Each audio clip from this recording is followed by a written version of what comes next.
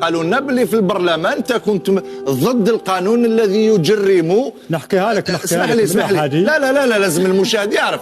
كنت ضد القانون الذي يجرم تعنيف المرأة. انا جيت نحكيها هذه قدام الراي العام، جاي من قريه قلت لك قبيل من الباديه، دخلت في البرلمان يناقشوا ما يسمى بقانون المرأة.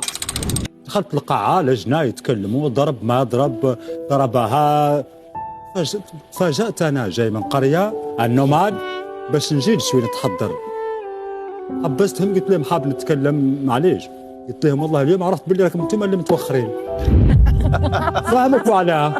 لأن المرأة عندنا ستان نوبل ستان رويال ملكة سلطانة.